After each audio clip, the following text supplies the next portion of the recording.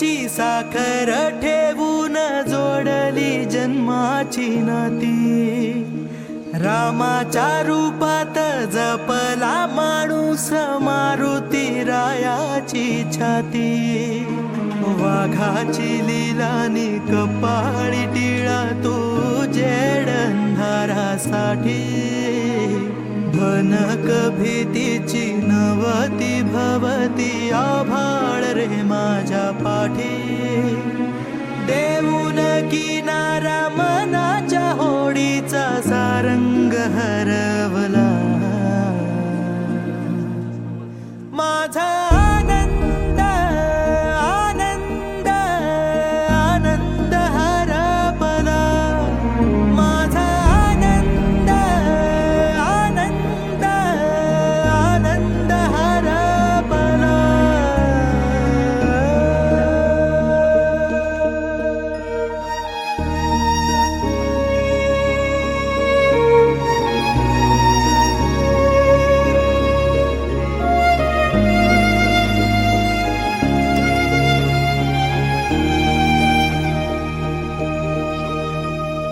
नाराज नशीब घेऊन एखादा जन्माला आलेला कुणी पडली नजर तुझी त्याच्यावर अखंड राहिला ऋणी विसर पडावा घडू नये कधी जिव्हारी जिवंत जाण दारात तुळस कौलारू कळस देवाऱ्यात तुझा मान दीनांचा देवारा सोडून मोकळा श्रीरंग परतला माझा आनंद आनंद आनंद हरपला माझा आनंद आनंद आनंद हरपला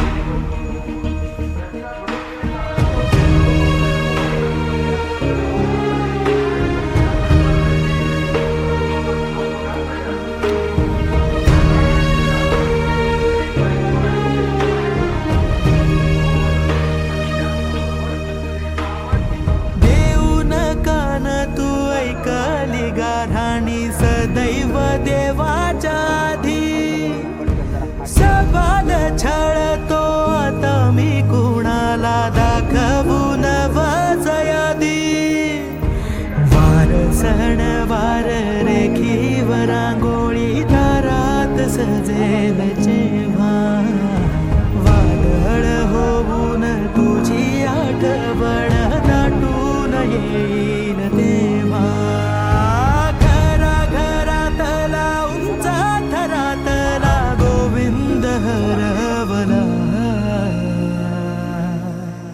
माझा आनंद आनंद आनंद हरपला माझा आनंद आनंद आनंद हरपला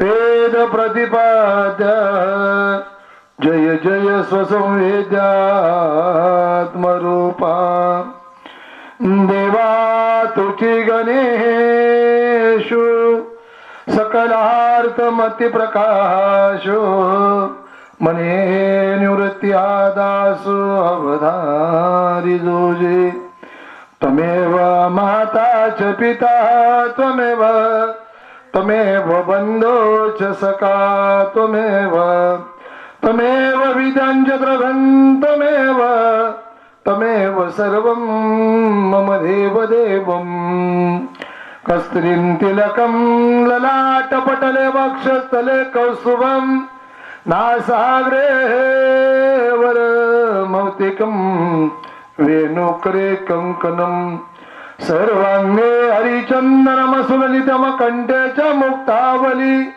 गोपश्री परिवेटितो विजयते गोपाल चूडामणी गोपाल चूडामणी गोपाल चूडामणी. सकळ तीर्थांचे अधुरीचे का माता पितरे तया सेवेसी केले शरीर लोणकीजे. समाधीचे राजे अलंकापूर निवासी मौली महाविष्णू संत सम्राट ज्ञानेश्वर महाराज यांचा असलेला पवित्र असा ग्रंथ ज्ञानेश्वरी या ज्ञानेश्वरी ग्रंथामधील 17व्या अध्यायामधील ओवी. या साकुरीच्या परिसरामध्ये कर्तव्य कर्म भक्तीच्या माध्यमातून धर्माची जोड जोडत असताना ज्यांनी काळ्यावरती अखंडपणे प्रेम करण्याचा प्रयत्न करावा, रक्ताचं पाणी करून माळणावरती नंदनवन फुलवण्याचा प्रयास आणि प्रयत्न करावा, आदवर्षवत मानवी जीवनाचा असलेली वाटचाल करत असताना आपुलकीच्या प्रेमाच्या जिव्हाळ्याच्या माध्यमातून समाजातल्या प्रत्येक घटकामध्ये आपलं असलेलं प्रेम प्रत्येकाच्या अंतःकरणामध्ये निर्माण कसं होईल असं माणूस म्हणून जगण्याचा प्रयत्न करावा.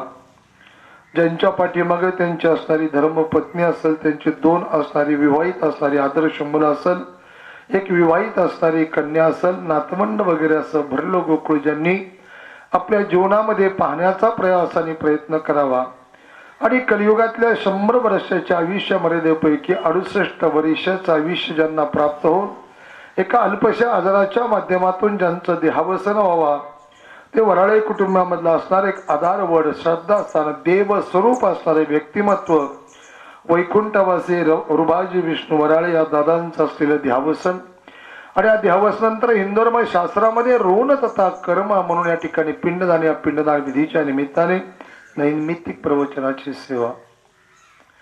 जन्मता या मृत्यूता या सृष्टीचा नियम असल्यामुळे या विश्वामध्ये जो मानवदेह जन्माला येत असतो तोच मानवदेह मृत्यूच्या माध्यमातून एक ना एक दिवस या विश्वाला सोडून जात असतो. म्हणजे या जगातील त्रिवार सत्य कुठला असेल तर मृत्यू.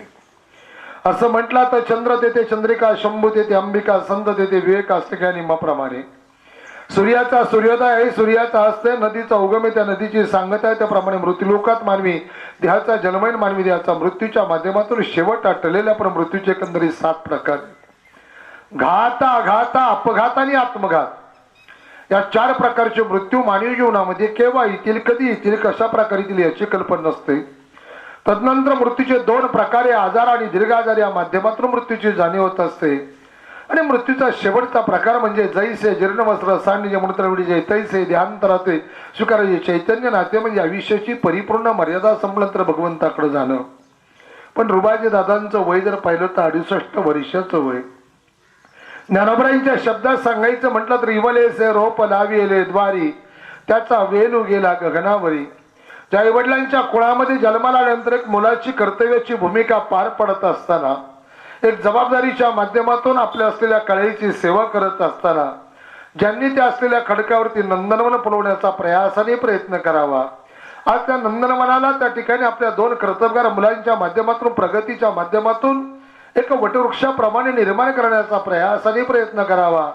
पण त्याच वटवृक्षाच्या छायेखाली आणि आनंदाखाली जीवन व्यतीत करण्याच्या कालखंडामध्ये वैकुंठवासी असलेल्या रुबाजी दादांच्या जीवनावरती काळाने घाला घालावा. असं म्हटलं तर भाग्य विधात्याचा खेळ त्याची ठरलेली वेळ जे जे लिहिले संचित ते होईल. त्यानुसार दादांचं आयुष्य तेवढे. पण ज्ञानोबरांच्या शब्दात इवलेसे रोप लाविले द्वारी आपल्या कर्तबगारीच्या माध्यमातून कर्माच्या माध्यमातून काळ्यावरती सेवा करत असताना त्या काळ्यावरती केलेल्या प्रेमाच्या माध्यमातून रात्रंदिवस काबाड कष्ट करून दादांनी हा तसला वटवृक्ष जो फुलवण्याचा प्रयत्न केला. आज त्याच्यात असलेला आनंद घेण्याच्या कालखंडामध्ये दादांना जावा लागेल. याचा अर्थच असा आहे की मरण ही अशी एक गोष्ट आहे की ती त्रिवार सत्य कुठल्या ना कुठल्या तरी रूपाने कशा ना कशा तरी रूपाने अशा प्रकारे प्रत्येक व्यक्तिमत्वाला जावा लागतं. 68 वर्षाचं वय. घरातली नातवंड पतवंड सहित भरलो गोकुळ. घटना घडून गेली. दादांच्या वरती सर्वतोपरी सर्व प्रकारचे उपचार करण्याचा प्रयास आणि प्रयत्न केला. घटना घडली गेली. पण कुटुंबातल्या प्रत्येक व्यक्तीच्या मनामध्ये त्यावेळी एक वाक्य येत असेल, मुखातून शब्द बाहेर पडत असेल, देवा आमचं असं काय चुकलं, आम्ही असं कोणाचं काय वाईट केलं. आमच्या दादांनी आमच्या आजोबांनी कधी कुणाचं मन दुखवलं नाही, कधी कुणाच्या असलेल्या कौटुंबिक जीवनामध्ये दुःख येईल अशा प्रकारचं जीवन व्यतीत केलं नाही. पण शेवटी एकच असतं, आपण बोलता बोलता म्हणत असतो, आले देवाच्या मनात येते कोणाचे चालेना. प्रत्येक व्यक्तिमत्वाच्या जीवनामध्ये येणाऱ्या दुःखाला पूर्व प्रारब्धपूर्व कर्मपूर्व संचितपूर्व भोग हे कारणीभूत असतं. आज दादांचं जीवन जर पाहिलं तर दादांच्या जीवनातल्या प्रत्येक वाटचालीचा जरी विचार केला तर कर्तव्याची भूमिका पार पडावा, कर्तव्याबरोबर कर्माला प्राधान्य द्यावा, कर्माबरोबर भक्तीला प्राधान्य द्यावा, भक्तीबरोबर धर्माची जोड जडत असताना गावाच्या विकासाच्या जडणघडणीमध्ये, राजकारणामध्ये, समाजकारणामध्ये, अध्यात्मामध्ये, शेती क्षेत्रामध्ये एक उंच भरारी मारणारं असणारं एक आदर्श व्यक्तिमत्व आज काळाच्या पडद्यावर हरपले. त्यांचं ऋण म्हणून या ठिकाणी पिंडदान आणि या पिंडदान विधीच्या निमित्ताने नैमित्तिक प्रवचनाची सेवा. माझ्या प्रवचनातला पहिला मुद्दा संपवतो. दुसऱ्या मुद्द्याकडे मी आवर्जून येतो. दादांचं जाण्याचं वय नाही, पण जावं लागला 68 वर्षाचा विषय. ज्याने आयुष्यभर काबाड कष्ट केले, दुःख यातना सहन केला, रक्ताचं पाणी केलं, आपल्या शेतीमध्ये नंदनवन फुलवण्याचा प्रयासाने प्रयत्न केला. त्या दादांना 68 वर्षाच्या वयामध्ये एखाद्या आजाराने ग्रासावा आणि जावा लागावा. मग मृत्यूचे 7 प्रकार सांगून आलोय मी. घात, आघात, अपघात आणि आत्मघात, आजार आणि दीर्घ आजार आणि परिपूर्ण आयुष्याची मर्यादा. थोडस एक अध्यात्माबरोबर एक सामाजिक बांधिलकी म्हणून दादांच्या दशकरा विधीच्या निमित्ताने एक महत्वाचा मुद्दा म्हणण्याचा प्रयत्न करतो. आज जर पाहिला मी तर या कलियुगामध्ये 7 वर्षाचं 12 वर्षाचं पोरग त्याला अटकच्या माध्यमातून जावं लागतंय. थोडा एक 5-6 महिन्याचा भूतकाळ पहा. पहिली घटना माझ्या स्मरणात ते नागपूर जिल्ह्यामध्ये 10वीचा पेपर झाला आणि पहिल्याच पेपरच्या दिवशी एक मुलगी अटकने गेली. 15-16 वर्षाच्या मुलीला हार्ट अटॅक आला पाहिजे का हो? आतला मधल्या कालखंडामध्ये पहा, एक 7 वर्षाचं बाळ, त्याला 400च्या वर डायबिटीज.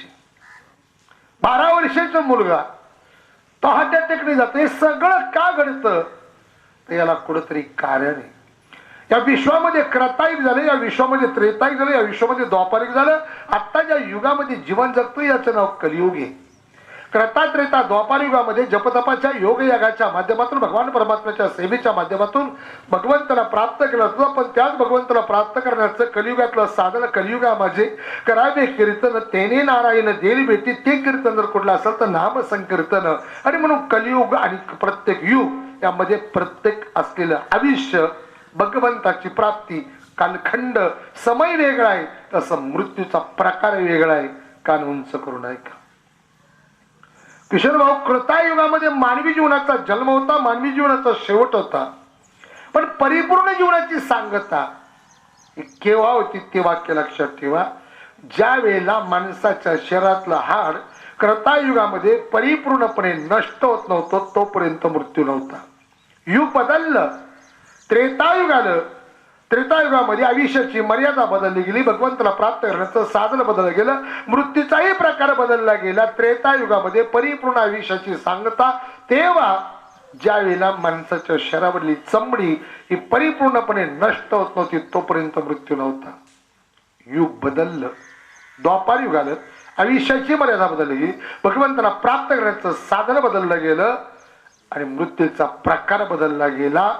द्वापार युगामध्ये माणसाच्या शरीरातलं रक्त हे परिपूर्णपणे जोपर्यंत नष्ट होत नव्हतं तोपर्यंत मृत्यू नव्हता. लक्षपूर्वक ऐका. कृतायुगातला मृत्यू हाडातून, त्रेतायुगातला मृत्यू चमडीतून, द्वापार युगातला मृत्यू रक्तातून, मग कलियुगातला मृत्यू कशातून? हार्ट अटॅक, पॅरलिस, कॅन्सर, ही सगळी कारणे वेगळी आहेत. मग कृतायुगातला मृत्यू हाडातून, त्रेतायुगातला मृत्यू चमडीतून, द्वापार युगातला मृत्यू रक्तातून, आणि मग कलियुगातला मृत्यू जर कशातून असेल तर आज आमचं दैनंदिन जीवन जो आमचा आहार आहे त्या अन्नामधून. शंका आली असेल जरा, महाराज भूतकाळामध्ये काहीच खायला नव्हतं, आता काही काही खायलाय. अरे पण काही काही खायला हेच आमच्या आजाराला कारणीभूत आहे, हेच आमच्या मृत्यूला कारणीभूत आहे. थोडं बाजूला जाऊया 5 वर्षाकडे. कोरोनासारखी भयंकर महामारी आली, अब्जात गेले, करोडोपती गेले, आपल्या रक्ताच्या नात्यातले गेले, स्वतःच्या वाचने इतके पैसे खर्च करण्याची ताकद होती ते सगळे गेले. पण त्याच कालखंडामध्ये आपल्या परिसरातला एखादा भिल्ल समाजाचा माणूस गेला का, ठाकर समाजाचा, आदिवासी समाजाचा बाळासाहेब, त्याला एखादा मेंढपाळ गेला का, त्याला तुम्ही म्हणाला महाराज ही माणसं माणसात येतच नव्हती. त्या कालखंडामध्ये महाराष्ट्रातला असलेला एखादा साखर कारखाना बंद होता का? तो मराठवाड्यातला, विदर्भातला, खानदेशातला तो ऊसतोडीवाला येत होता, तो टोळी घेऊन येत होता, त्या मात्र ऊसतोडीची तोडी करत होता, कारखाना चालू होता. पण पेपरला बातम्या आणि मोबाईलला बातम्या, युट्यूबला नाही, फेसबुकला नाही, इंस्टाग्रामला, की अमक्या अमक्या जिल्ह्यामध्ये, अमक्या अमक्या तालुक्यामध्ये, अमक्या अमक्या असलेल्या जिल्ह्यातले असलेली ऊस तोडणाऱ्यांची टोळी आली, त्यातल्या 4 जणांना कोरोनाची लागण झाली, कारखाना बंद पडला. पेपरला बातमी आली का बरं? ती माणसं माणसात फिरत नव्हती. आपली घरात बसणाऱ्यांना कोरोना झाला ना, एअर कंडिशन मधल्यांना झाला, डनलॉपच्या गादीवर झोपेल झाला, काजू बदाम खाणाऱ्यांना झाला. मग का नाही झाला? याच कारण जर काय असेल, अन्न. ते मला महाराज कस काय हो, पटवून देतो. 25 वर्षाच्या भूतकाळाकडे जा. 25 वर्षाच्या भूतकाळामध्ये आपल्या शेतीमध्ये जर बाजरी पेरली तर ती बाजरी 1 एकर मध्ये पेरली तर मला वाटतंय फक्त 2 ते 3च पोती होती. आज साहेब तुमच्या किती, 20 कट्टे, 30 कट्टे, बरोबर ना? याचा विचार करा. हे हायब्रिड आलं, हे संकरित आलं, हे केमिकल आलं, हे सगळं आज आमच्या जीवनामधल्या असलेल्या दुःखाला आणि मृत्यूला कारणीभूत ठरलं. अजून भूतकाळात जातो. फार पूर्वीचा 50 वर्षापूर्वीचा भूतकाळ पाहिला तर 40% लोक घरामध्ये स्वयंपाक मडक्यात बनवला जायचा. मडकं गेलं, आता बऱ्याच मडक्यांना त्या मडक्यातलं काही कळतही नाही. मडकं गेलं लोखंडाला, लोखंडाची कढई गेली, आज लोखंडाचा तवा गेला. आज जर पाहिलं, आज वर्तमान जीवन जगणाऱ्या व्यक्तींमध्ये जर पाहिलं तर 40 ते 50% लोकांच्या शरीरामध्ये लोहाचं प्रमाण कमी. काय साहेब कारण काय? हे ॲल्युमिनियम आलं, हे जर्मन आलं, कुणी आणलं होय? अरे ज्या असलेल्या इंग्रजांनी या भारत देशावरती सत्ता गाजवण्याचा प्रयत्न केला, त्यांच्याकडे एवढी ताकद होती, भारतीय असणाऱ्या कैद्याला सोन्याच्या ताटामध्ये ते जीव घालू शकत होते. पण त्यांना माहितीये यांना जर मारायचं असेल तो स्लो पॉइझनने मारा, कारण जर्मन ॲल्युमिनियम हा जो घटक आहे हा विरघळणारा घटक आहे. आज आमच्या असलेल्या अन्नामध्ये प्रत्येक असणार कुठल्या ना कुठल्या तरी रूपाने, द्रव रूपाने, कुठल्या तरी केमिकलच्या रूपाने आज आमच्या शरीरात पॉइझन जाते. अजून पुढे सांगतो, कॅन्सरचं प्रमाण सगळ्यात जास्त वाढलं असेल त्याला कारण जर काय असेल तर कुकर मधली भाजी.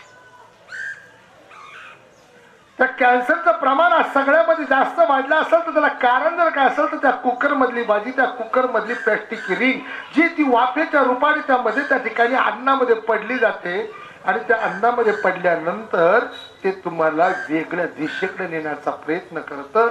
मी सगळं का सांगतो, रुभाजी दादांचं जायचं वय नव्हतं. काबाड कष्ट करणारा, रक्ताचं पाणी करणारा, घाम गाळणारा, पण कुठंतरी आजाराने घासलं. मग हे सगळं आमच्या जीवनामध्ये येतं. याला कारण जर काय असेल तर अन्न आहे. आणि म्हणून कलियुगातल्या असलेल्या मानवी जीवनातल्या प्रत्येक व्यक्तिमत्वाला संताला सांगावं लागलं, कलियुगातला आयुर्मान आरोग्य जर चांगलं हवं असेल तर युक्त आहार विहार नेम इंद्रियासी सार. मी माझ्या मनातलं नाही सांगितलं. युक्त आहार विहार नेम इंद्रियासी सार. आज आमचे नियम बदलले, आहार बदलला, विहार बदलले, निद्रा, या सगळ्याचं संतुलन बिघडलं गेलं आणि आज ते आमच्या जीवनामध्ये रोगाच्या रूपाने येऊन आलं. आणि म्हणून कृतायुगातला मृत्यू हाडातून, त्रेतायुगातला मृत्यू चमडूतून, द्वापारयुगातला मृत्यू रक्तातून, कलियुगातला मृत्यू अन्नातून. म्हणून अन्नामध्ये ताकद आहे, ते आमचं हायब्रिड झालं. ते आज आमच्या जीवनामध्ये वेगवेगळ्या रूपाने दुःख देऊ लागलं. थोडं एकच मिनिटात सांगतो. एक स्त्री आई बनते, बाळणपण म्हणतात त्याला. बाळणपण या शब्दाचा अर्थ असा आहे, बाळ तरी नाही तरी अंत. त्या स्त्रीचा पुनर्जन्म आहे. तिची शारीरिक झालेली हानी, तिला शारीरिक झालेल्या वेदना, ह्या सगळं भरून काढण्यासाठी बाळणपणानंतर काजू बदाम देतात का? सफरचंद, संत्री, मोसंबी, चिक्कू, काय आहे पूर्वीची पद्धत? बाजरीचं पिठवणी. हा किती गंमत आहे. मी शोधल्याशिवाय सांगत नाही, हे कोणी सांगणार नाही. मग एका स्त्रीचा पुनर्जन्म आहे, तिची शारीरिक हानी आहे, पण त्या शारीरिक हानीला पूर्वत आणण्यासाठी सुद्धा तुमचं ड्रायफ्रूट नाही, संत्री मोसंबी कुठलं फ्रूट चालत नाही. तिला त्या असलेल्या स्त्रीला पूर्वत आणण्यासाठी, तिची शरीर प्रकृती पूर्ण स्थितीत आणण्यासाठी, त्या बाळाला दूध देण्यासाठी तिला दुसरं काहीच लागत नाही. तर तिला त्या बाजरीच्या असलेल्या पिठाचं पिठवणी म्हणतात, काही ठिकाणी बुळगं म्हणतात. आत्ताच्या बुळग्यांना त्यातलं काही कळायचंच नाही. किती ताकद आहे पहा त्याच्यामध्ये. मग संत म्हणतात कलियुगातला आरोग्य, आयुर्मान, युक्त आहार विहार. युक्त म्हणजे तुम्ही चायनीज खाऊ नका, फास्ट फूड खाऊ नका, बर्गर खाऊ नका, हे आमच्या जिभेचं चोचलं भोगवतंय. पण स्लो पॉईंटनी कॅन्सरचं प्रमाण वाढतंय. चला इथं शेतपणी इथं सभापती साहेब आहेत, ते चांगले शेतकरी. इकडं बाळासाहेब आहे, बाळासाहेबचे कांदे 2 महिन्याचे झाले. बाळासाहेब आता त्याला सोनेट सोडावं लागेल ना. अर्जुन शेठ विकता ना तुम्ही? मला माहित नव्हतं, पण मी शोध घेतला.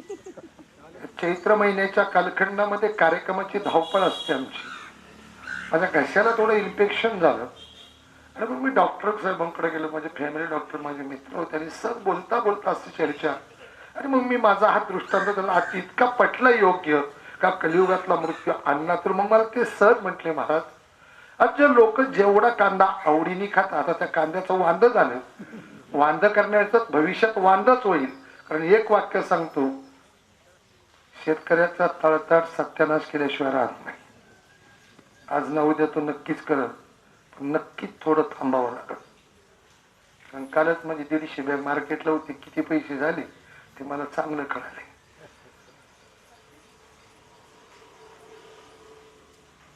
तो कांदा फुगवण्यासाठी 2 वेळा सोनेट केमिकल ह्यात आमच्या शरीरावरती वेगळ्या रूपाने आक्रमण करते. माझा मुद्दा रुवाजी दादांचं 68 वर्षाचं जाण्याचं वय नाही, जावा लागावा, पण शेवटी नीतीचा नियम आहे. पण जात असताना दादांनी पैसा कमवला, कष्ट केलं, रक्ताचं पाणी केलं, माणसं मिळवली आणि एक समाजामधलं मोठेपण टिकवण्याचा प्रयत्न केला. आणि म्हणून दादांच्या प्रवचनाच्या विधीच्या निमित्ताने विधी संपला, काळ स्पर्श झालाय. काही मिनिटांमध्ये माझं पुढचं चिंतन मानतो. ज्याला मोठं व्हायचंय ना, ज्याला मोठं व्हायचंय ना, त्याने मोठ्याच्या संगतीत राहिलं पाहिजे. लक्षपूर्वक. ज्याला मोठं व्हायचंय ना, त्याने मोठ्याच्या संगतीत राहिलं पाहिजे. पण नुसतं मोठ्याच्या संगतीत राहून उपयोग नाही, त्याने मोठ्याचं बनलं पाहिजे. आईन्स्टाईन नावाचे एक शास्त्रज्ञ आहेत, अतिशय विद्वान. सायन्सच्या माध्यमातून वेगळ्या प्रकारची संशोधन करण्याचा प्रयत्न केला. वयाची 50 ओलांडून गेलेत आणि विचार केला, मी ते असलेले लॅब, ते केमिकल, या सगळ्यामध्ये वेगळ्या प्रकारचं संशोधन केलं. त्या माध्यमातून वेगळ्या प्रकारचं असलेलं कार्य करण्याचा प्रयत्न केला.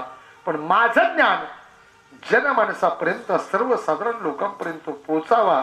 आणि मग वयाच्या असलेल्या 5-7 वर्षानंतर त्यांनी समाजामध्ये प्रबोधनाच्या माध्यमातून व्याख्यानाला प्रारंभ केला. सरळ 15 वर्षाचा प्रदीर्घ प्रवास व्याख्यानाचा. समाजामध्ये एक नावलौकिक निर्माण झाला. 1000 लोकांची गर्दी त्यांच्या व्याख्यानाला त्या ठिकाणी होऊ लागली. लोक आवर्जून दूरवरून त्यांची व्याख्यानं ऐकू लागली. मुद्दा आहे, त्याला मोठं व्हायचंय ना, त्याने मोठ्याच्या संगतीत राहिलं पाहिजे. नुसतं मोठ्याच्या संगतीत नाही राहिलं पाहिजे, मोठ्याचं झालं पाहिजे. आणि पुढचं वाक्य महत्वाचं आहे, ते मोठे पण टिकून ठेवता आलं पाहिजे. हे वाक्य महत्वाचं आहे. दादांनी ते टिकून ठेवलं. तेच विचार मुलांवरती दिले, तेच विचार कुटुंबावरती दिले. आणि म्हणून समाजातलं एक वेगळं आदर्श कुटुंब. त्या आईन्स्टाईनचं एक व्याख्यान एका ग्रामस्थांनी आयोजित केलं होतं. व्याख्यान 8 दिवस पुढे आले. 8 दिवस व्याख्यान पुढे आल्यानंतर त्या ठिकाणी थोडीशी तब्येत नारुस्त झाली आणि गेली 20-25 वर्षे त्यांच्या सहवासात असणारा, कायम त्या ठिकाणी नित्यनेमाने त्यांच्या बरोबर असणारा ड्रायव्हर, त्या ड्रायव्हरला ते सांगतात, अरे दादा तब्येत तर बिघडली, अमक्या अमक्या गावाने आणि कार्यक्रमाचं आयोजन केले, पत्रिका वगैरे छापल्या, त्या आपल्यापर्यंत पोहोचल्यात, पण माझी तब्येत त्या ठिकाणी नारदुरुस्त आहे, मला व्याख्यान करेल मी असं मला वाटत नाही. ड्रायव्हर म्हटलं 2 दिवस थांबूया. 2 दिवस थांबले. पुन्हा त्यांनी सांगितलं, अरे नाही करू शकत. ड्रायव्हर म्हणतो, साहेब समाजामध्ये तुमचं एवढा नावलौकिक, एवढी प्रतिष्ठा आहे, आणि तुम्ही जर अचानक कार्यक्रम जर रद्द केला तर समाजामध्ये लोक तुमची बदनामी केल्याशिवाय राहणार नाही. हे तेव्हाच त्यांचे विचार आहे. आमच्यामध्ये दुसरीकडे जास्त पाकिट मिळालं का की खोटं बोलून जरी दांडी हाणली तरी चालतं. काय विचार आहे त्या माणसाचे, हे मोठ्या माणसांचे विचार आहे. त्यांनी सांगितलं, नाही रे म्हणे. ड्रायव्हर म्हटलं अजून 1 दिवस थांबूया. 2 दिवस राहिले पुढे, 2 दिवस फक्त.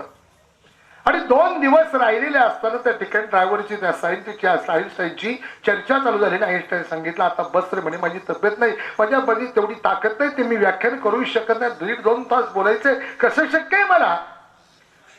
तर ड्रायव्हर म्हणतो, साहेब कार्यक्रम तर रद्द करता कामा नये. तुमच्या समाजामध्ये तुम्ही 15 वर्ष जो नावलौकिक मिळवलेला आहे, व्याख्यानाच्या माध्यमातून तुम्ही साहित्याच्या माध्यमातून जे कार्य केलंय, याला कुठेतरी कलंक लागेल, लोक तुमची बदनामी करतील, तुमच्याबद्दल वाईट साईड बोलण्याचा प्रयत्न करतील, कार्यक्रम रद्द. अरे पण मग व्याख्यान करायचं कोण.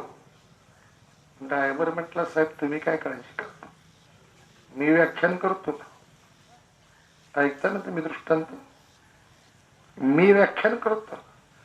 सायंटिस्ट म्हणतो, अरे बावळटा ड्रायव्हर आहेस तू.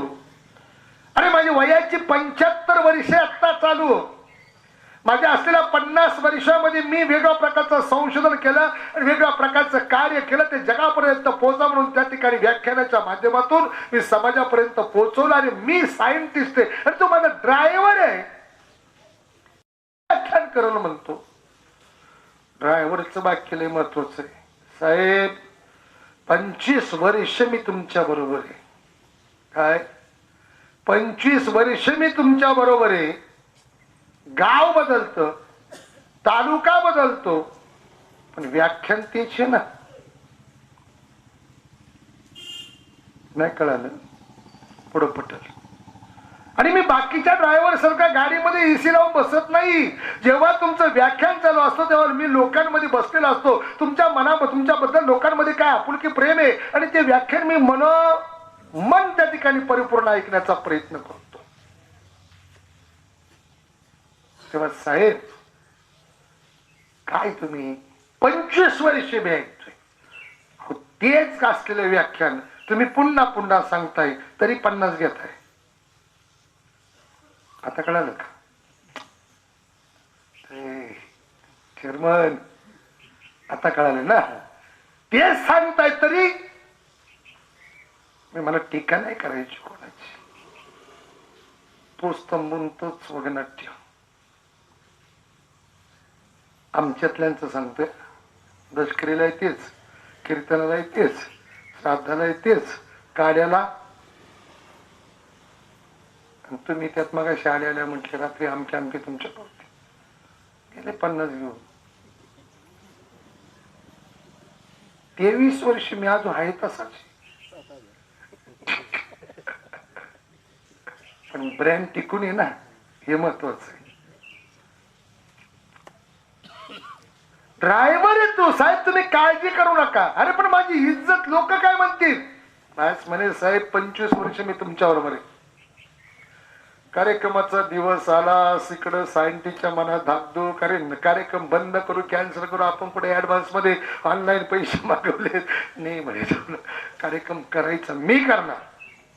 तोपर्यंत फोटो बिटोची पद्धत नव्हती, फ्लॅगची पद्धत नव्हती, दृष्टांत जुना आहे. कार्यक्रमाच्या ठिकाणी ड्रायव्हर सायंटिस्ट आईन्स्टाईन निघाले. 1 किलोमीटर पाठीमागे ड्रायव्हरनी गाडी थांबवली. अरे गाव पुढे आहे होय, माहिती मला, पण साहेब आता मला गाडीतून उतरावं लागेल. का बरं? गाडी तुम्हाला चालवावं लागेल. कोण म्हणतंय? ड्रायव्हर म्हणतोय. आईन्स्टाईनला, सायंटिस्टला. अरे मी होय, लोकांना कळलं पाहिजे मी त्या ठिकाणी व्याख्यात आहे आणि म्हणून माझ्या जागेवर तुम्ही बसायचं, तुमच्या जागेवर मी बसतो.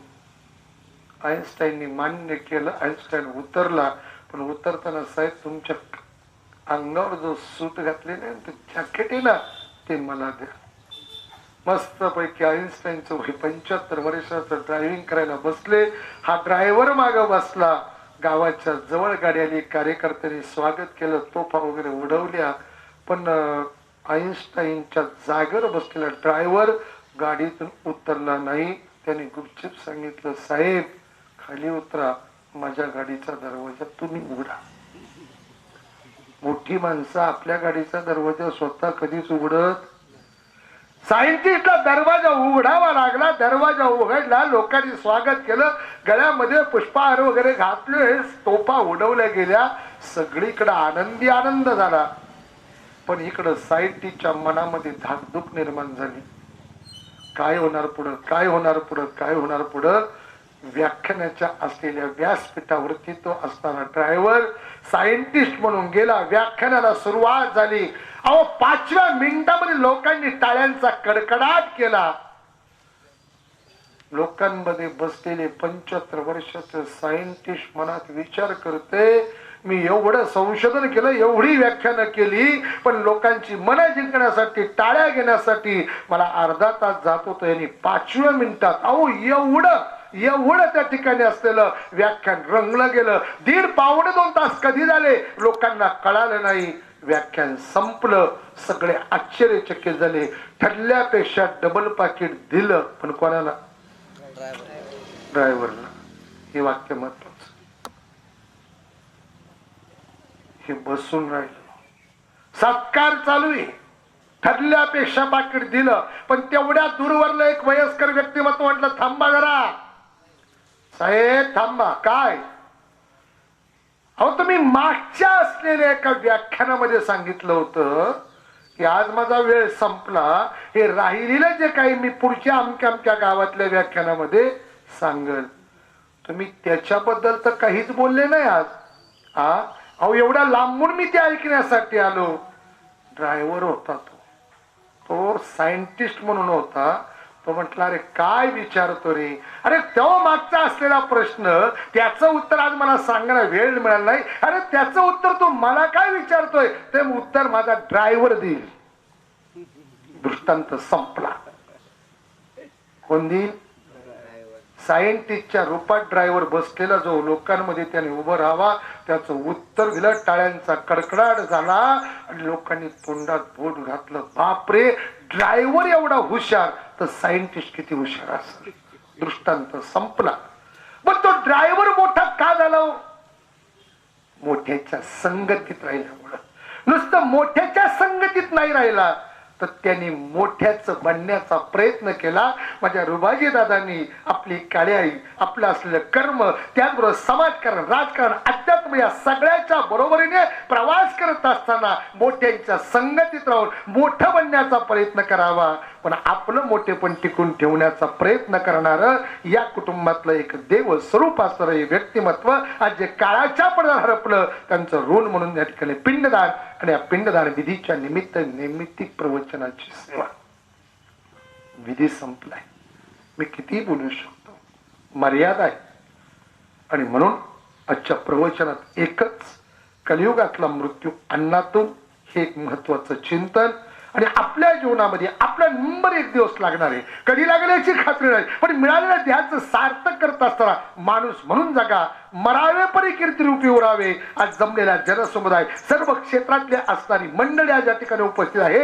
याचं कारण आहे या माणसाने पैसा कमवला, कुटुंबातले विचार कमवण्याचा प्रयत्न केला, कुटुंबाला दिशा देण्याचा प्रयत्न केला. पण हे सगळं करताना समाजामध्ये एक आदर्श माणूस म्हणून जगण्याचा प्रयत्न करणारा, देव स्वरूप असणारा एक कलियुगातला असणारा आदर्श पिता आज त्या कुटुंबातला काळाच्या पडद्यावर आपलं 2 मुलं असेल, शेवटी कुटुंबातली असणारी मुलगी असेल, असं एक भरलं गोकुळ, नातवंड बितवंड असेल सगळ्यांचं असलेला प्रपंच सुखात समाधान आनंदाने पाहणारे व्यक्तिमत्व जे आज काळाच्या पडद्यावर आपलं त्यांचं ऋण म्हणून या ठिकाणी पिंडदान आणि या पिंडदान विधीच्या निमित्त नैमित्तिक प्रवचनाची सेवा आणि म्हणून आपल्या जीवनामध्ये बंगला मिळेल, गाडी मिळेल.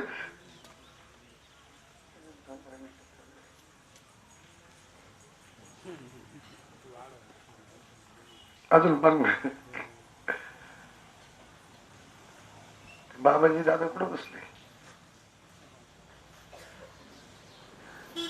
5:30 पासूनच फोन लावते, लवकर या लवकर या.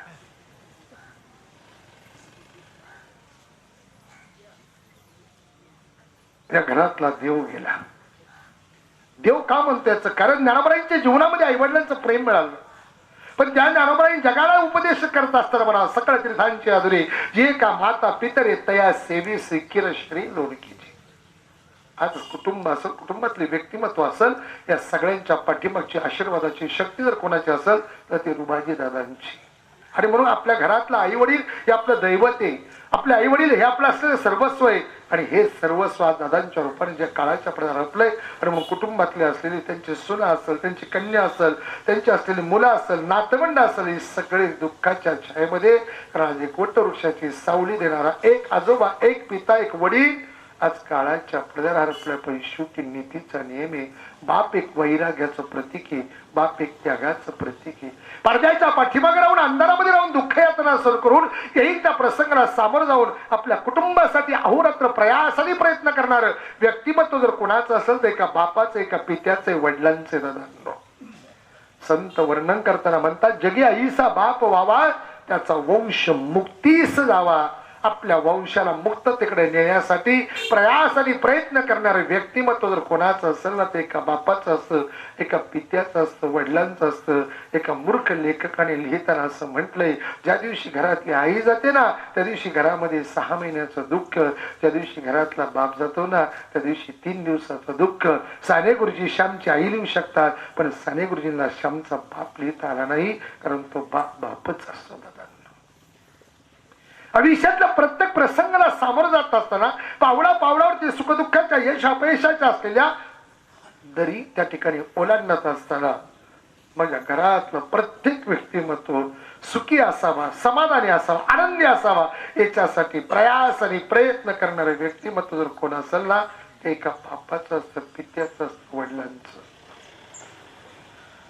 ज्या वेळेला मुलगा होता ना किंवा मुलगी होती मातृत्वाच्या माध्यमातून ती आई मुलगा मुलगी झाल्याचं मी आई झाल्याचा ती आनंद व्यक्त करत होते. पण साकोरचा दादा पेढे का हो दादा बर्फी का कसले पेढे बरे मी बाप झालो. आई मातृत्वाच्या माध्यमातून तिचा आनंद व्यक्त करत असते. पण समाजासमोर बाप झाल्याचा आनंद समाजासमोर व्यक्त करणारा जर कोण असेल ना तो बाप असतो, पिता असतो, वडील असतो. आणि म्हणून तो जगातला सर्वश्रेष्ठ वैराग्य संपन्न आपल्या घरातला देव असतो. दादा मुलं लहानाची मोठी होत असताना तो बाप एकच विचार करत असतो माझा मुलगा घडला पाहिजे, ज्ञानवान गुणवान बनला पाहिजे, कीर्तिवान बनला पाहिजे.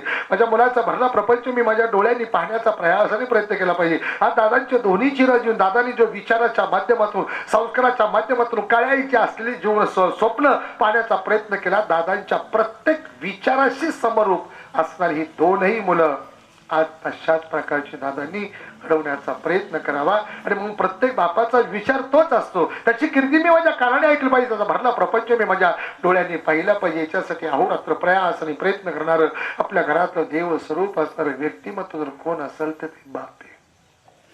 पण तोच बाप अजून वेगळ्या बाजूचा आहे. एक वेळेस मुलांवरती आपलं असलेलं प्रापंचिक जीवन जगत असताना काही ना काहीतरी कारणास्तव रागवल. पण तोच बाप जेव्हा आपली मुलगी पाहतो ना त्यावेळेस तो बाप एकच विचार करत असतो ही माझी मुलगी नाही, शक्तीची ताकद आहे, ही माझी मुलगी दुसऱ्याच असलेलं धन आहे. मग माझ्या लेकीच्यासाठी मला काहीतरी केलं पाहिजे, माझ्या लेकीच्यासाठी मला माझ्या जीवनामध्ये त्या ठिकाणी असलेला वेगळा विचार केला पाहिजे. आणि म्हणून प्रसंग कसाही जरी आला तर आपल्या लेकीला आपलं कौटुंबिक दुःख कधीच जाणून न देणारा जर कोण असेल ना दादांनो त्याचं नाव बाप असतं, पिता असतं.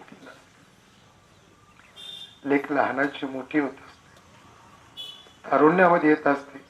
त्या तारुण्यामध्ये आलेल्या लेकीकडे तो बाप पाहत असताना एक विचार करतो बस आता माझ्या लेकीचे 2 4 हात केले पाहिजे. आणि मग आपल्या मित्र परिवाराला सांगणार, नातेवाईकाला सांगणार, सुंदर प्रकारचं एखादं मुलीसाठी स्थळ सांगून जर आलं ना तो बाप एकच विचार करत असतोय, माझी असणारी कौटुंबिक परिस्थिती ही लेकरं जेव्हा जन्माला आली दिवशी अतिशय हालाकीची होती, दुःखाची होती, अतिशय खरतर प्रसंगामध्ये मी माझ्या लेकरांना घडवलंय. पण आम्हा दोघा पती पत्नीला संसारामध्ये जे दुःख भोगावं लागलंय ना, सहन करावं लागलंय ना, हे दुःख माझ्या लेकीला कधी सहन करायला लागू नये हा विचार करणारा जर कोण असेल ना दादा, त्याचं नाव बाप असते, वडील असते. आणि म्हणून माझी लेक श्रीमंताच्या घरातली सून झाली पाहिजे, माझी लेक श्रीमंताच्या घरातली सून झाली पाहिजे हा विचार करणारा बाप आपल्या लेकीच्या लग्नासाठी परिस्थितीनुसार सर्वतोपरी प्रयास आणि प्रयत्न करतो. समोरच्या व्यक्तीकडनं हुंडा वगैरे काही भयंकर अपेक्षा केली असली तरी घरातली मंडळी म्हणतात, नकार देतात, पण बाप म्हणतो नाही, माझ्या लेकीच्या जीवनाचं सोनं झालं पाहिजे. भयंकर हुंड्याची अपेक्षा केल्यानंतर सुद्धा परिस्थिती नसताना तो बाप म्हणत असतो, चला फोडा सुपारी, लावा गंध. घरातली प्रत्येक व्यक्तिमत्व विचार करत असता हे कसं काही शक्य आहे. संध्याकाळी जेव्हा सगळं होतं ना त्यावेळेला घरात बसलेली मंडळी एकत्रित असतात, त्यावेळेस मुलगी म्हणत असते, बाबा आपण दुसरा मुलगा पाहिला असतं. कशाला हो, परिस्थिती नाही. मुलगा म्हणतो, बाबा नाही हो. पत्नी म्हणते, अहो का हो एवढा अट्टास केला. त्याला तो बाप सांगतो, तुम्ही सगळेजण काळजी का करता, मी आहे ना. काजरबाजी दादांसारखं असलेलं दोन लेकरांवरती, सुनांवरती, पत्नीवरती, नातवंडावरती, मुलगी असेल जा असेल, या सगळ्यांच्या पाठीमाग आशीर्वादाची ताकद, खंबीरपणे उभं राहणार मी आहे हा शब्द आज काळाच्या पडद्यावर हरपलाय. ज्ञानेश्वरीच्या साक्षीने सांगतो, ज्या दिवशी तुमच्या घरातील देवाचा आणि आईचा आशीर्वाद रूपी हात जेव्हा तुमच्या पाठीमाग असेल ना, जगातल्या कुठल्याही कोपऱ्यामध्ये तुम्ही असा, किती मोठं संकट येऊ द्या, त्या संकटातून तारण्याची ताकद त्या आईच्या आणि वडिलांच्या आशीर्वादात असते. ते निमित्त मात्र आई वडील आहे, पण आपल्या घरातलं ते दैवत जाणवत. आणि मग तो बाप म्हणत असतो, तुम्ही का काळजी करता, मी आहे ना, परिस्थिती नाहीये, काळजी करू नका. त्या बापाने सावकार का जमा जमीन गाण ठेवा, पण लेकीचं लग्न टाटा माटात फक्त याच्यासाठी, समाजाने मला मोठं म्हणावं म्हणून नाहीये, माझ्या लेकीचं संसारी जीवन सुखाचं, समाधानाचं, आनंदाचं व्हावं याच्यासाठी. लग्नाचा दिवस जवळ येत असतो, लेकीच्या चेहऱ्यावरला आनंद तो बाप पाहत असतो. घरात सगळी लगबग चाललेली असते, पण मनातून तो बाप झुरत असतो, कारण का माझा काळजाचा तुकडा दुसऱ्याच्या घरात जाणार असतो. लग्नाचा दिवस येतो, सगळी सकाळपासून तयारी चाललेली असते. सायंकाळच्या गोरस मुहूर्तावर लग्न असतं. मंडपामध्ये अंतरपाठ धरलेला असतो. नवरा मुलगा मुलगी त्या ठिकाणी उभे असतात. मंगलाष्टकाला प्रारंभ होतो. ब्रह्मवृंदाच्या माध्यमातून पहिलं मंगलाष्टक होतं.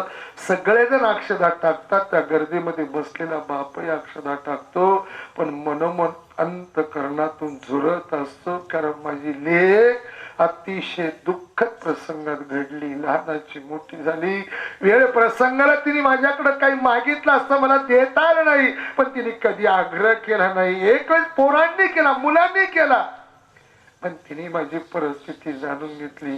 या सगळ्याचा विचार करता करता शेवटचं मंगलाष्टक व्हावा, सगळ्यांनी टाळी वाजवा, पण त्याच वेळी या बापाचा हुंदका दाटून यावा. पण पुन्हा या बापाने विचार करावा, जरी या क्षणाला माझ्या डोळ्यामध्ये अश्रू आले, ते जरी या समाजाने पाहिले, तर मला रडका बाप म्हटल्याशिवाय राहणार नाही. म्हणून त्या बापाने तसंच शांत राहावं, स्वतःला सावरलं.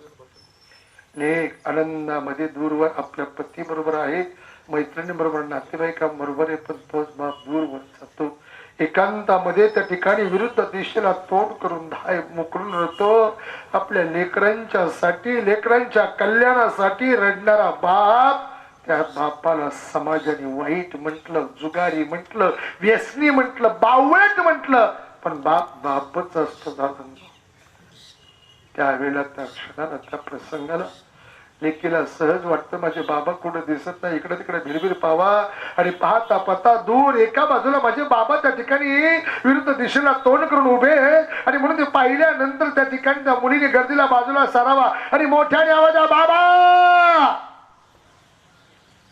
दादांचे दोन चिरंजीव असेल, त्यांच्या सुना असेल, त्यांच्या असलेल्या नाती असेल, नातू असेल, त्यांच्या असलेली मुलगी, सगळे पुतणे हे सगळे आज दादांना हाक मारत असले तरी दादांपर्यंत ती हाक पोहोचणार नाही. ती पोहोचेल फक्त या कुटुंबावरती आशीर्वादाच्या रूपाने.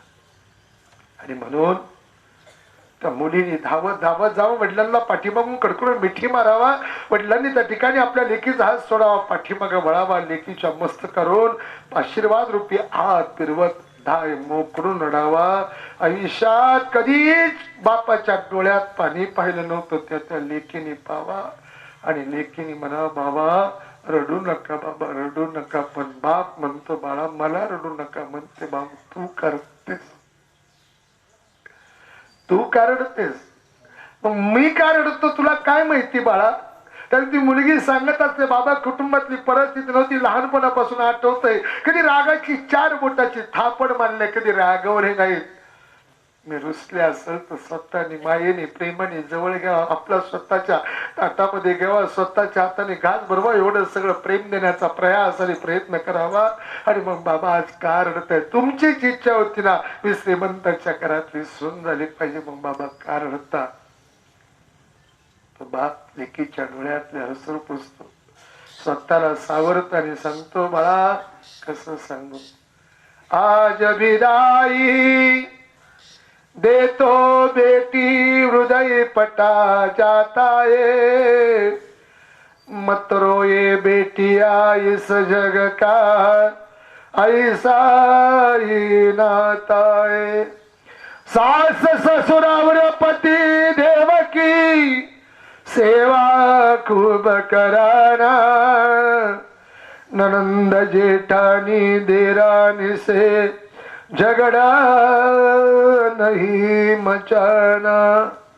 मला तुला सासरी पाठवत असताना बापाच्या काळजाचे तुकडे तुकडे होतात, पण नीतीचा नियम आहे, तारुण्यातली मुलगी बाप आपल्या घरामध्ये जास्त दिवस ठेवू शकत नाही. लेक ही वडिलांच्या खांद्यावरलं ओझवतं, माझं कर्तव्य पार पडलं म्हणून बाळा आज तुला सासरी पाठवताना हा बाप रडतोय. स्वतःला सावरलं, लेकीचा हात आपल्या हातामध्ये घ्यावा, जावयाच्या जवळ यावा. आयुष्यभर आठवणी जगणारा बाप, येईल त्या प्रसंगावरती मात करणारा बाप, प्रत्येकाच्या अंतरामध्ये एक प्रेम निर्माण करणारा बाप, प्रत्येकाच्या सुख दुःखामध्ये सहभागी होणारा बाप आणि अडचणीमध्ये मदत करणारा बाप, सामाजिक आध्यात्मिक क्षेत्रामधल्या प्रत्येक क्षेत्रामध्ये अष्टपैलू कामगिरी करणारा तो बाप, तो समाजामध्ये आदर्श होत होता. त्याच असलेल्या बापाने त्यावेळी त्या आपल्या लेकीचा हात जावायच्या हातात द्यावा आणि जावयाकडे एक कटाक्ष नजरेने पावा, लेकीकडे पावा.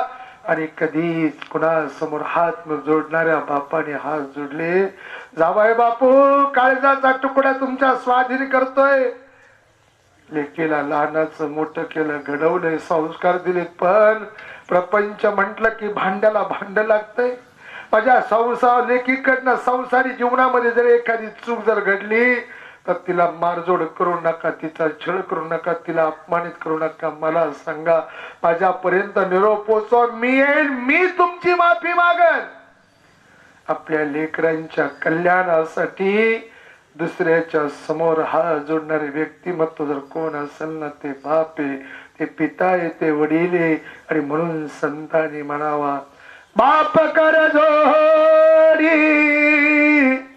लेकराचे होडी. आपल्या लेकरांच्यासाठी समाजासमोर हा जोडणारा, देव स्वरूप असणारा, पूर्ण कुटुंबाचा असणार, संगोपन करणारा, पालन पोषण करणारा जर कोण असेल तर देव स्वरूप बाप. आज रुबाजी दादांच्या रूपानं हाच बाप जो काळाच्या पडद्यावर हरपलाय, त्यांच्या ऋणातून ऋणमुक्तता. आणि म्हणून या ठिकाणी पिंडदान आणि पिंडदान विधीच्या निमित्ताने नैमित्य प्रवचनाची सेवा, दादांचं जीवन, दादांचा परिचय, दादांचं कार्य, दादांचं कर्म, गावात मधलं दातृत्व, नेतृत्व, कर्तृत्व अशा सर्व अंगाने अष्टपैलू असणाऱ्या व्यक्तिमत्वाला अखेरचा निरोप देण्यासाठी सर्व क्षेत्रातली मंडळी आज या ठिकाणी उपस्थित आहे.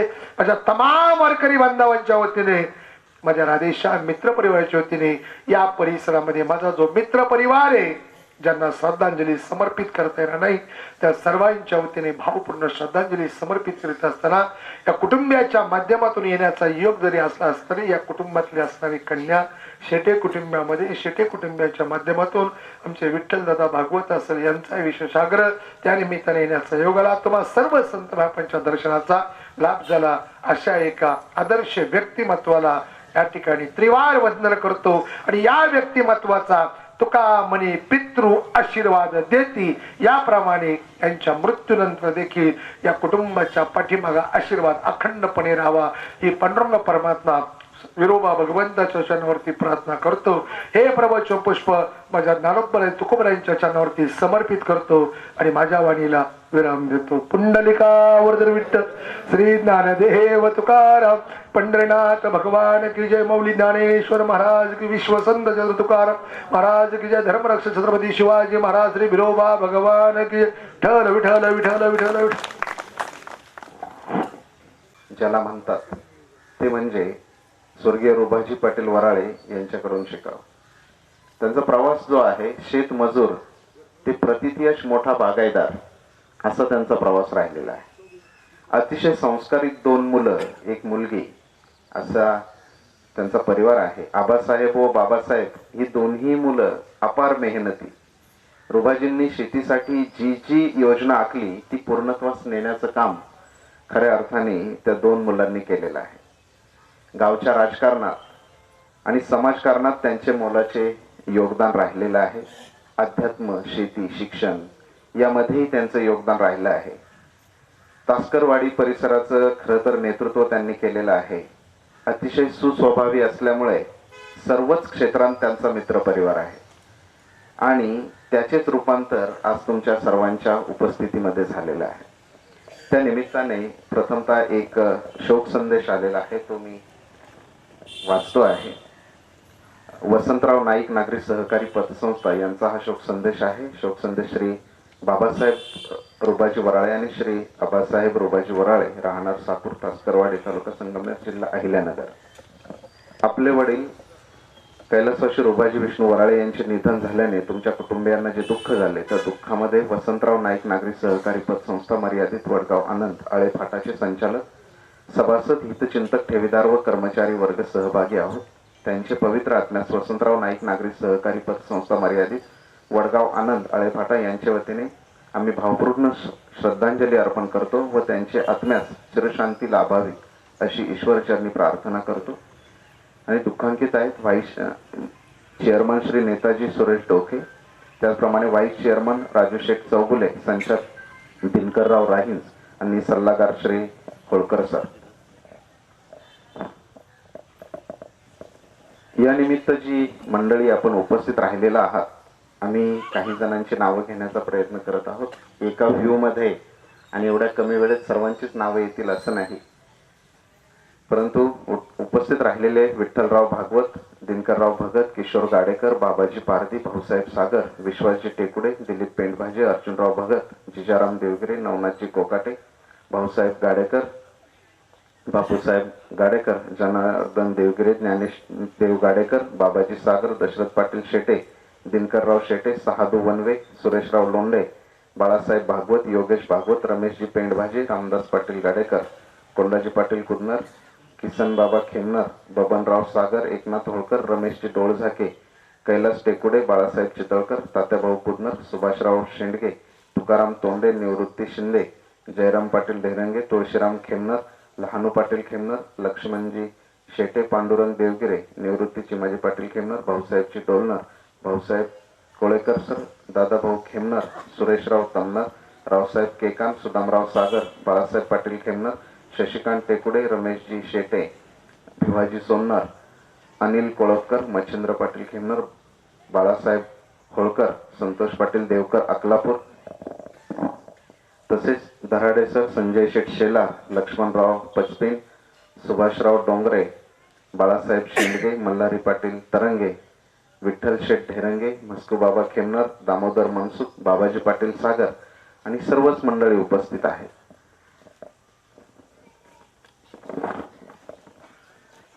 आपणा सर्वांच्या वतीने प्रातिनिधिक आपण काही श्रद्धांजली येथे घेणार आहोत. श्रद्धांजली देणाऱ्यांना एक विनंती असेल की 2च मिनिटात आपली श्रद्धांजली अर्पित करायची आहे.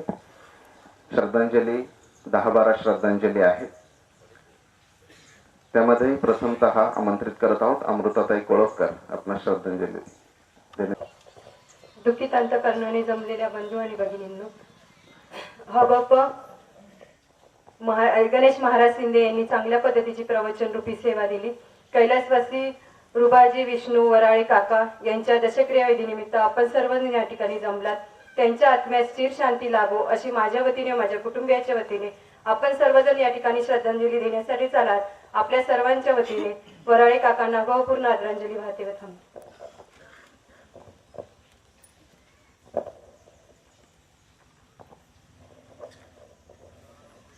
शोकाकुल अंतकरणाने जमलेल्या बंधू आणि भगिनींनो, गेल्या 10 दिवसापूर्वी कैलासवासी रुबाजी विष्णू वराळे यांचं दुःखद असं निधन झालेलं आहे.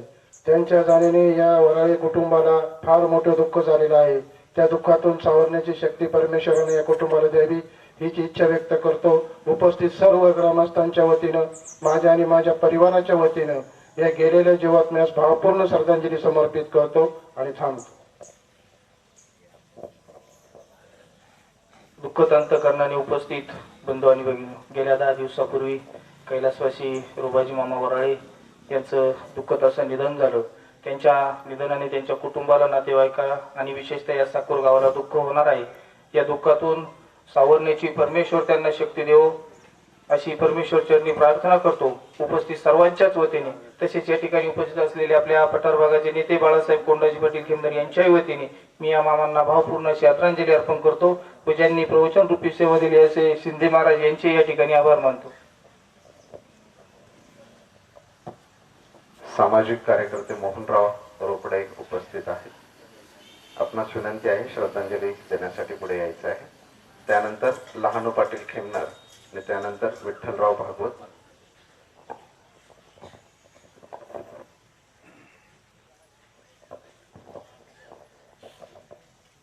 आज या ठिकाणी या साकूर परिसरातील कैलासवासी रुबाजी वराळे बाबा यांच्या दशक्रिया विधीसाठी आपण सर्वजण मोठ्या संख्येने उपस्थित आहात. या दशक्रिया विधीच्या निमित्ताने या ठिकाणी पुणे जिल्हा आणि संपूर्ण अहमदनगर जिल्ह्यामध्ये त्यांचं एक स्पष्ट व्यक्तिमत्व आणि अतिशय आदर्श जीवन जगण्याची कला जे आपल्या अमृतवाणीतून या ठिकाणी आपल्या सर्वांना देत असतात असे गणेश महाराज शिंदे, अतिशय उत्पादक मार्गदर्शन त्यांचं नेहमी सातत्याने या ठिकाणी असतं. महाराज नेहमी सांगतात, जे खरंच आपल्या आईवडिलांना सांभाळत असतील त्यांनीच या ठिकाणी श्रद्धांजली वाहायला यायचं असतं. एवढा करडा आवाज आणि समाजाला जागृत करण्याचं काम महाराज सातत्याने करत असतात. आणि महाराज खरंच जास्त वेळ घेणार नाही, पण समाजामध्ये एवढं मोठं बोलत असताना आपल्याकडे सुद्धा हजारो लोक, लाखो लोक आपल्या कुटुंबाकडे पाहत असतात. आपण समाजामध्ये काम करत असताना खरंच आपण आईवडिलांची सेवा करतो का हे पाहत असतात. म्हणून महाराज तुमचा आमच्यावर खूप मोठा प्रभाव आहे आणि तुमच्यामुळेच आम्ही सरळ योग्य रस्त्याने दिशेने आम्ही चालत असतो. आपल्या या ठिकाणी मनपूर्वक आभार मानतो. आणि साकूरची ही जी काही विधी घाट आहे हा अतिशय खूप सुबक, आकर्षक बनवलेला आहे. समाजसेवेसाठी जे काही महत्त्वाची गोष्ट आहे ती आदरणीय या गावचे सरपंच शंकर पाटील खेमनार या परिवाराचं या गावासाठी, या परिसरासाठी खूप मोठं योगदान आहे. सातत्यानं ते सुद्धा आमच्या पारनेर तालुक्यामध्ये सुख दुःखाच्या कार्यक्रमामध्ये आवर्जूनच उपस्थित राहत असतात. आणि म्हणून एक समाजासाठी करणारं काम आपलं नक्कीच आहे. काही कामाच्या निमित्ताने रुबाजी बाबांच्या सहवास त्या ठिकाणी आम्हाला एका माझ्या कन्येच्या सोयरिकेच्या निमित्ताने आला, त्यावेळेस त्यांचा रुबाब त्या ठिकाणी मला जाणवलं नाही.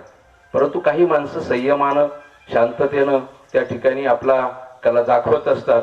आज मला एवढ्या संख्येनं उपस्थित असलेल्या लोकसंख्येवरून जाणवलं की बाबा खरंच निर्मळ, प्रेमळ होते. आणि त्याच निमित्ताने मला या ठिकाणी माझ्या कन्येच्या सोयरिकेच्या रूपाने बाबांचा आशीर्वाद त्या ठिकाणी नक्कीच मिळालेला आहे. मी माझ्या रोकडे पाटील परिवाराच्या वतीने, खासदार लोकनेते निलेश लंके साहेबांच्या वतीने आदरणीय बाबांना भावपूर्ण श्रद्धांजली अर्पण करून या ठिकाणी थांबतो. रामकृष्ण आहे. यानंतर लहानू पाटील खेमनर, त्यानंतर विठ्ठलराव भागवत, त्यानंतर जयराम पाटील डेरंगे. दिवसापूर्वी रुबाजी विष्णू वराळे हे निश्चित त्यांचं दुःखद असं निधन झालं. त्यांच्या निधनाबद्दल जर बोलायचं झालं तर त्यांच्या पश्चामध्ये 2 मुलं, बाबासाहेब असेल, पत्नी, मुलगी, असा हा परिवार आणि 6 नातवंड. ह्या परिवाराचा ह्या मामांवर एवढा प्रेम की त्यांना दवाखान्यामध्ये नेत असताना जवळजवळ 1.5 महिन्याच्या कालावधीमध्ये, त्याबरोबर मी सुद्धा होतो, 1.5 महिन्याच्या कालावधीमध्ये इतके शर्तीचे प्रयत्न केले. अतिशय नाशिकला नेलं, मुंबईला नेलं, कुटीला नेलं, प्रत्येक ठिकाणी प्रयत्न करत असताना मुलांचा एकच ध्यास असायचा की अण्णांसाठी किती पैसे जाऊ द्या, पण अण्णांना कुठल्याही प्रकारच्या उपचारामधून आपल्याला त्या ठिकाणी यश मिळाले पाहिजे. निश्चितपणे खूप प्रयत्न केले, शर्तीचे प्रयत्न केले, पण त्या ठिकाणी निश्चितपणे अपयश आले. आणि ज्या वेळेला मामांची अंत्यविधी त्या ठिकाणी पार पडत असताना, ह्या कुटुंबाचा आक्रोश पाहत असताना, ज्या ठिकाणी जे सर्व समुदाय होता सर्वांचे डोळे पाणावले होते, इतका ह्या कुटुंबाचा ह्या मामांवर अतिशय प्रेम होता. निश्चितपणे मामा गेल्यामुळं या कुटुंबाला दुःख झालं, सर्व नातेवाईकांना दुःख झालं. दुःख होणं हे साहजिकच आहे. मी आपल्या उपस्थितींच्या वतीने आणि वैयक्तिक माझ्या भागवत कुटुंबियाच्या वतीने, जांबूत आमच्या विविध संस्थांच्या वतीने परमेश्वरचरणी प्रार्थना करतो की या मामांना तुझ्या तेजात विलीन करून घ्या, अशी परमेश्वरचरणी प्रार्थना करतो आणि त्यांना भावपूर्ण आदरांजली वाहतो. थांबतो. रामकृष्ण हरी. जमलेल्या उपस्थित बंधू आणि भगिनींनो, रुबाजी दादा यांच्या जाण्यानं त्यांच्या परिवारावर अतिशय दुःख झाले आहे. या दुःखातून सावरण्याची शक्ती परमेश्वराने या कुटुंबाला देवो, अशी मी ईश्वराने प्रार्थना करतो. उपस्थित सर्वांच्याच वतीने या दादांना भावपूर्ण आदरांजली व्यक्त करतो. धन्यवाद. सन्माननीय रमेश शेठ पेंडभाजे, त्यानंतर भाऊसाहेब पाटील डोलणार आणि त्यानंतर मीराताई शेटे.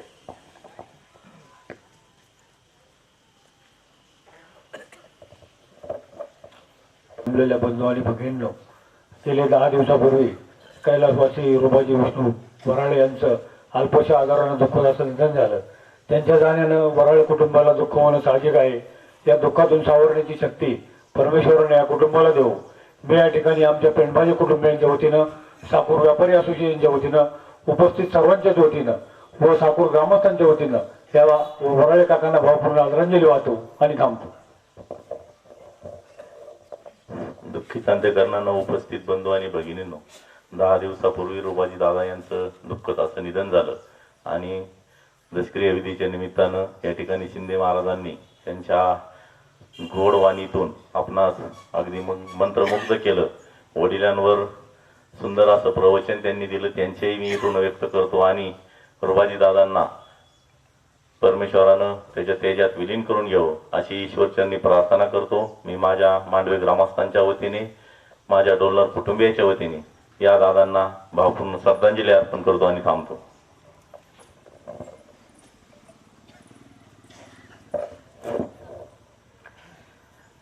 त्यांच्या अमोघ आणि सात्विक अमृतमय अशा वाणीतून प्रवचन रूपी सेवा झाली, असे गुरुवर्य हरिभक्तपरायण शिंदे महाराज, दुःखित अंतकरणाने उपस्थित सर्व नातेवाईक, गेल्या 10 दिवसापूर्वी आदरणीय म्हणजे एक आदर्श गोपालक आणि ज्येष्ठ व्यक्तिमत्व रुबाजी काकांचं दुःखद असं निधन झालं. निश्चितच त्यांच्या जाण्यानं या वराळे परिवारावर, सर्व नातेवाईकांवर, विशेष म्हणजे माझ्या शेटे परिवारातील शिमाताई असतील, आमचे संतदादा असतील आणि उपस्थित सर्वच नातेवाईक असतील, या सर्वांनाच खूप मोठा असं दुःखाचा आघात झालेला आहे. मी परमेश्वराजवळ एकच प्रार्थना करेल की या काकांना अनंतात विलीन करून घे, त्यांच्या आत्म्यात चिर शांती लाभू दे आणि या वराळे परिवाराला असेल, आमच्या शेटे परिवाराला असेल आणि सर्वच नातेवाईकांना या दुःखातून सावरण्याची शक्ती दे. माझ्या परिवाराच्या वतीनं, माझ्या साकूर पठार भागच्या वतीनं आपल्या सर्वांचेच भाग्यविधाते माजी महसूल मंत्री नामदार बाळासाहेब थोरात साहेब यांच्याही वतीनं पिताश्री समेत या काकांना भावपूर्ण आदरांजली व्यक्त करते. रामकृष्ण हरी. धन्यवाद. यानंतर संतोषजी देवकर अकलापूर आणि त्यानंतर गुलाबराव भोसले.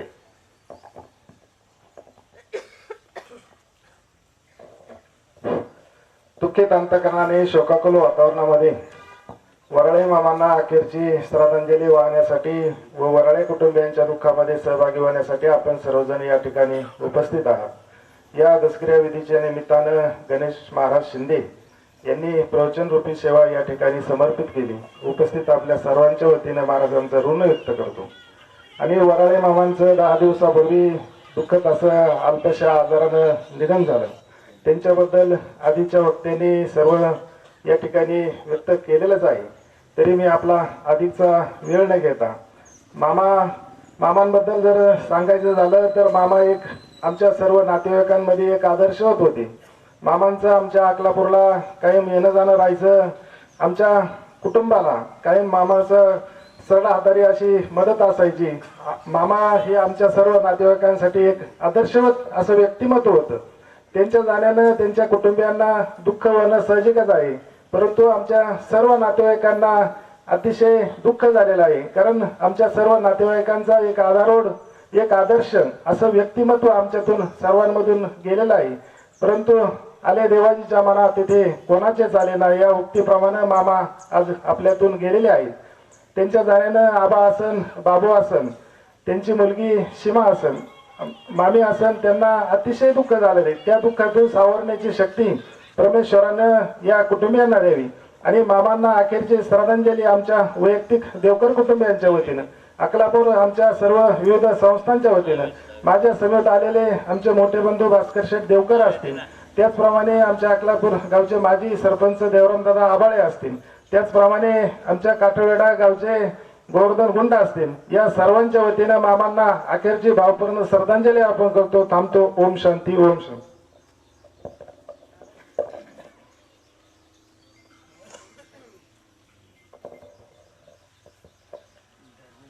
हरिभक्त परायण आदरणीय शिंदे महाराज यांच्या अमृतवाणीतून या ठिकाणी दसक्रिया विधीच्या निमित्तानं झालेली ही प्रवचन रूपी सेवा गेल्या 10 दिवसापूर्वी आमच्या परिवारातील स्नेही कैलासवासी रुबाजी मामा यांचं दुःखद असं निधन झालं आणि त्यांच्या दसक्रिया विधीच्या निमित्तानं आज आपण सर्वजण त्यांना आदरांजली अर्पण करण्यासाठी या ठिकाणी उपस्थित आहात।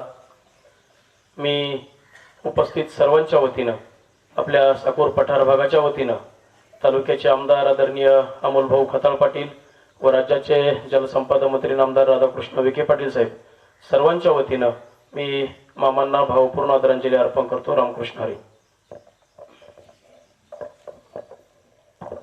धन्यवाद। यानंतर इथे दरम्यानच्या काळात उपस्थित राहिलेले दोंडेभाऊ चितळकर, गोकुळ पेंबाजे, गोडसे सर आणि पांडुरंग पाटील वामन उपस्थित राहिले आहेत। यानंतर श्रद्धांजली वाहण्यासाठी मी बाबासाहेबजी भोसले, अधिकराव खेमनार आणि हरिभाऊ पाटील गीते यांना आमंत्रित करतो।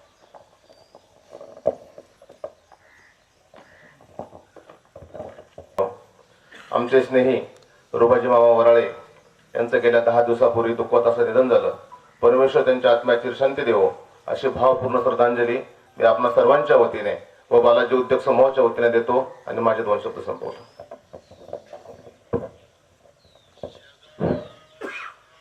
अत्यंत शोकाकुल अशा अंतकरणाने उपस्थित बंधू आणि भगिनी, रुबाजी विष्णू वराळे या दादांना आपल्यातून जाऊन 10 दिवस झाले। अत्यंत प्रतिकूल परिस्थितीमध्ये काबाड कष्ट करून प्रपंचाला दिशा देण्याचं काम या दादांनी केलं आणि दादा बाह्य रंगाने म्हणजे कपड्यांनीच धाराकोरात नाही राहिले, तर अंतरंगाने देखील महाराजांनी सांगितल्याप्रमाणे धाराकोरात राहून आपला राजकीय, सामाजिक, शैक्षणिक आणि धार्मिक क्षेत्रामध्ये नावलौकिकाचा ठसा उमटवला आणि असं एक आदर्श व्यक्तिमत्व गेल्यानं कुटुंबियाला, नातेवाईकाला, परिसराला जे दुःख झालेलं आहे, या दुःखातून सावरण्याची शक्ती परमेश्वरानं द्यावी आणि या दादांच्या आत्म्याला चिरशांती लाभावी, सद्गती लाभावी अशी मी भगवान पांडुरंग परमात्म्याच्या चरणी प्रार्थना करतो। मी व माझ्या कुटुंबियाच्या वतीनं, उपस्थितांच्या वतीनं आणि आमच्या भगवान उद्योग समूहाच्या वतीनं दादांना भावपूर्ण अशी श्रद्धांजली अर्पित करतो। थांबतो। रामकृष्ण हरी। दुःखित अंधकरणाने उपस्थित बंधू आणि भगिनी, या ठिकाणी गेली 10 दिवसापूर्वी कैलासवासी आदरणीय रुबाजी पाटील वराळे यांचं दुःखद असं निधन झालं। निश्चितपणाने त्यांच्या जाण्याने या कुटुंबियांना, त्यांच्या नातेवाईकांना, आपल्या सर्वांना ते दुःख झालेलं आहे। त्या दुःखातून सावरण्याची शक्ती, बुद्धी परमेश्वराने या कुटुंबियांना द्यावी, त्याचप्रमाणे या जीवात्म्यात चिरशांती द्यावी अशी परमेश्वरचरणी नम्र प्रार्थना करतो। उपस्थित सर्वांच्या वतीनं, आमच्या कवठी मलकापूर येथील विविध संस्थांच्या वतीनं त्यांना भावपूर्ण श्रद्धांजली अर्पण करतो। थांबतो। रामकृष्ण हरी। धन्यवाद. यानंतर सहकार महर्षी भाऊसाहेब थोरात सहकारी साखर कारखान्याचे संचालक सन्माननीय इंद्रजित पाटील खेमणार. दुकानची दंतकरणाने उपस्थित बंधू आणि भगिनींनो, गेल्या 10 दिवसापूर्वी आपल्या या परिसरातील एक लोकाभिमुख नेतृत्व आदरणीय रुबादादा यांचं दुःखद असं निधन झालं आणि साहजिक आहे त्यांच्या जाण्याने संपूर्ण कुटुंबाला, संपूर्ण परिसराला या ठिकाणी हळहळ झालेली आहे की एक चांगलं व्यक्तिमत्व, सुसंस्कृत व्यक्तिमत्व आपल्यातून निघून गेलं.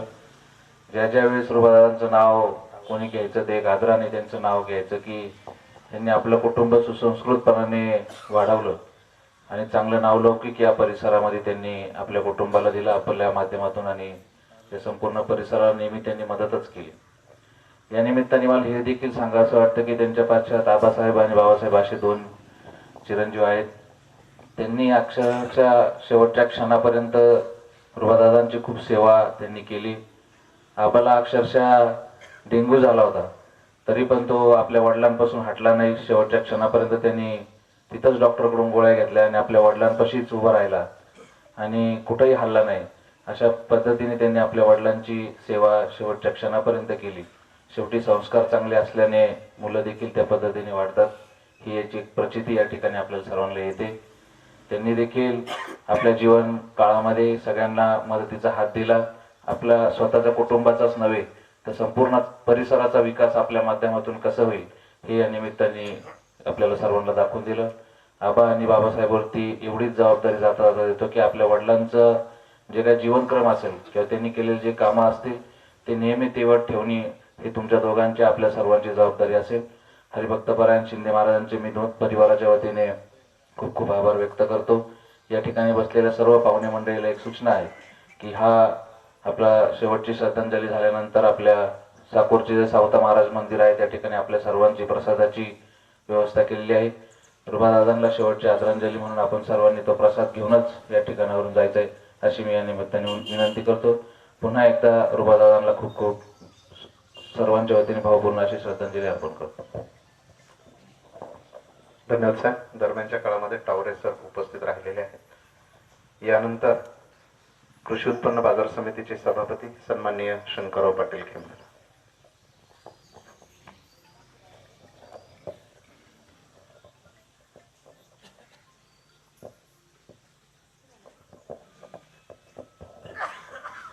उपस्थित बंधू आणि भगिनींनो, गेल्या 10 दिवसापूर्वी आपल्या गावातील एक आदर्श असे शेतकरी या ठिकाणी अगोदरच्या वक्त्यांनी सांगितलं की एक शेतमजूर कसा प्रगतशील शेतकरी होऊ शकतो त्याचं एक अत्यंत उत्तम उदाहरण म्हणजे रुबाजी वराळे. आपल्या सर्वांना परिसरातील लोकांना माहीत असेल की त्यांनी अक्षरशः सुरुवातीच्या काळामध्ये पाझर तलाव नालाबंदीचे कामं केले आणि महाराज तुम्ही जर बघितलं आज त्यांचं घर तर निश्चितपणे तुमच्या पुणे जिल्ह्याला सुद्धा लाजवल असं एक उत्तम त्यांनी ते कुटुंब घडवलं. असं निश्चितपणे एक आमच्या परिसरामध्ये साकूर पठार भागामध्ये एक अतिशय सुंदर असं उदाहरण त्यांनी या परिसराला घालून दिलेलं आहे की शेती कशी करावी. त्यांचे मुलंसुद्धा महाराज इतके आदर्श आहेत की आम्ही ज्यावेळेस घोटीला दवाखान्यात गेलो तर त्यांचा मुलगी म्हणजे वडिलांबद्दल किती प्रेम असावं हे निश्चितपणे त्यांच्याकडून शिकलं पाहिजे. कारण शेवटच्या क्षणापर्यंत तो तर अक्षरशः तो लहान मुलगा दवाखान्यात आजारी पडला, डेंग्यू झाला, तरी पण वडिलांची इतकी सेवा केली त्याने की निश्चितपणे तुम्ही जसं सांगितलं की जो आईवडिलांची सेवा करतो तोच निश्चितपणे एक चांगलं असं उदाहरण या मुलांचं आहे. मी कधी जास्त कुणाबद्दल या ठिकाणी बोलत नाही, परंतु निश्चितपणे मला जे वाटलं कारण त्यांचा आणि माझा इतका घनिष्ठ संबंध आला.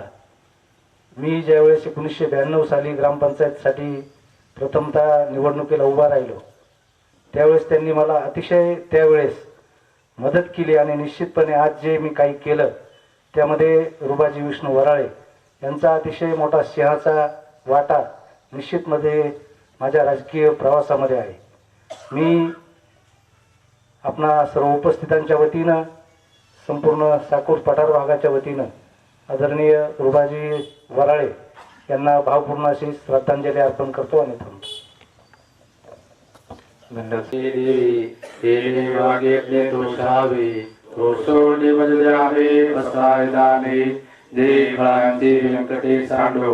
तया सत्कर्मी रती वाढो होता परस्परे पडो मैत्र जीवांचे दुरितांचे तीव्र जावो विश्व स्वधर्म सूर्य पावो जो जे वांछेल तो ते लावो प्राणी जात वर्षत सकळ मंगळी ईश्वर निष्ठांची मांदियाळी अनवरत भूमंडळी भेटुतया होता चला कल्पतरुचे आळव चेतना चिंतामणीचे गाव बोलते जय नव पिशांचे चंद्रमेजे अलंक्षण मार्तंड जे तापहीन ते सर्वाई सदा सज्जन सोयरे होतो किंबहुना सर्व सुखी पूर्ण होली ते लोकी भजी जो आदि पुरुषी अखंडित आणि ग्रंथ पद विजय विशेष लोके दृष्टा दृष्टी विजय विजय एक मने से विश्वशराव हा होईल दान पसावो येणे विज्ञान देवो सुखिया झाला येणे विज्ञान देवो सुखिया झाला येणे विज्ञान देवो सुखिया झाला. हरि ओम शांती शांती शांती. हरि ओम तत्सत.